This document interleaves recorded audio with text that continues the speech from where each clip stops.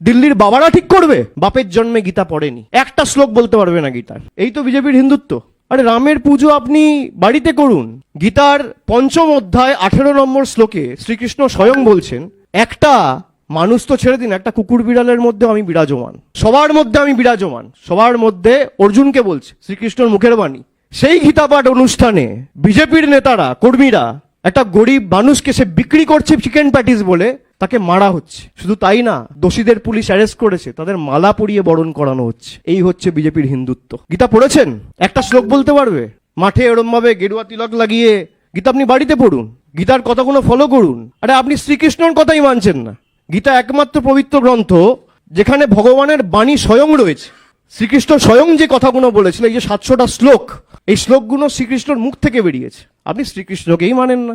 যবে থেকে রাম মন্দির হয়ে গেছে জয় শ্রীরাম বর্জন। এই তো বিজেপির হিন্দুত্ব। জয় শ্রীরাম আর করে না। আরে রামের পুজো আপনি বাড়িতে করুন।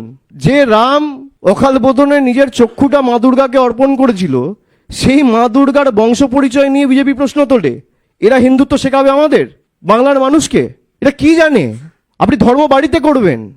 হিন্দু ধর্মের রক্ষাকর্তা হিসেবে যারা নিজেদের দাবি করে, অন্যান্য রাষ্ট্রে যখন হিন্দুরা নিগৃহীত হয়, যখন তাদেরকে অত্যাচারিত করে মারা হয়, তখন এরা কোথায় থাকে? তখন এদের ভালোবাসা, প্রেম, বন্দনা, আবেগ এসব কোথায় থাকে?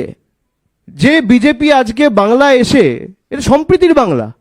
কে চিকেন প্যাটিস বিক্রি করবে, কে ভেজিটেবল প্যাটিস বিক্রি করবে, কে ফিশ ফ্রাই বিক্রি করবে, কে আলুর দম বিক্রি করবে, কে এগরোল বিক্রি করবে, আর কে চাউমিন বিক্রি করবে, বিজেপির দিল্লির বাবারা ঠিক করবে?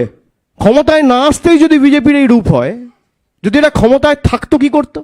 প্রধানমন্ত্রী স্বয়ং মাছ খাওয়া নিয়ে ব্যঙ্গ বিদ্রুপ করেছে ২০২৪-এর নির্বাচনের প্রাক্কালে। ছোট বড় মাঝারি সেজো সব নেতা এক। আমরা যা করার আগামী দিন আমরা দিল্লিতে যাব, করব। এবং আমরা বলেছিলাম যে একটা যোগ্য ভোটারের নামও যদি বাদ যায়, দিল্লিতে আন্দোলন হবে। দিল্লিতে আজও বলছি আন্দোলন হবে।